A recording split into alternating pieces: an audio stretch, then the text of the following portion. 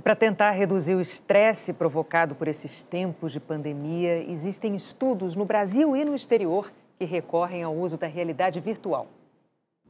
Dia após dia, o horizonte de milhões de pessoas foi reduzido ao que se vê por janelas, muros e portões. A gente fica meio sem rumo, né? Teve dias de ter vontade nem de levantar da cama. Bem desanimado.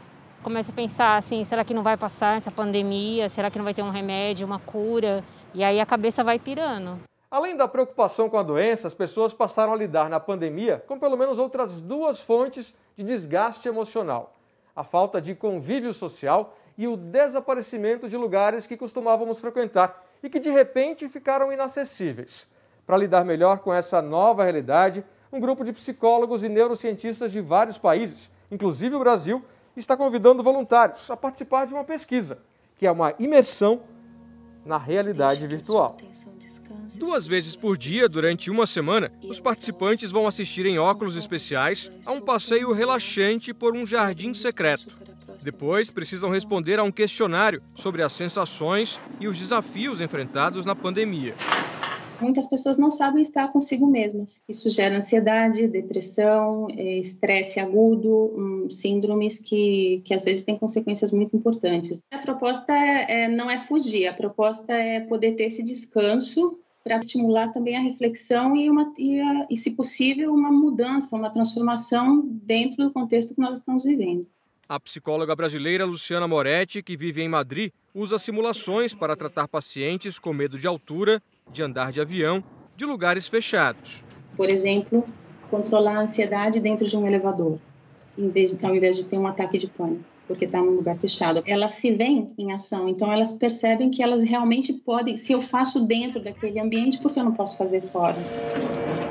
Em São Paulo, a realidade virtual já é usada nos consultórios para tratar crianças com transtorno do déficit de atenção e hiperatividade. Em simulações como essa, os pequenos pacientes são estimulados como numa brincadeira.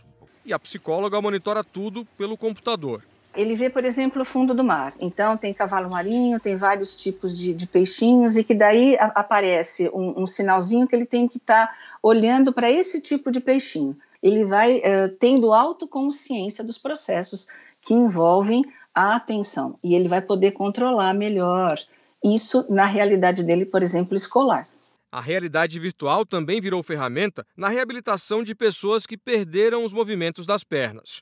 A pesquisa no Instituto Internacional de Neurociências, no Rio Grande do Norte, já deu bons resultados. Os pacientes eles começam a recuperar funções parciais, recuperar algumas sensibilidades e algumas contrações musculares voluntárias. Então isso mostra agora que essas pesquisas elas podem avançar mais para você fazer novos tratamentos de reabilitação. Para as crianças que têm medo de tomar vacina, os neurocientistas criaram um jogo que dribla o trauma da picada.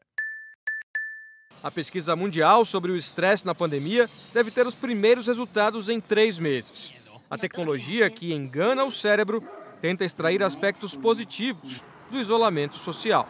A expectativa é que a pessoa possa, a partir dessa experiência de imersão, ela sabe que não é a verdadeira que está acontecendo ali, mas ela consegue manipular os elementos e criar, né, certezas que antes ela não tinha. Com a realidade virtual, ele pode fazer isso à distância e você pode monitorar, registrar todas as informações e alterar o tratamento dele também.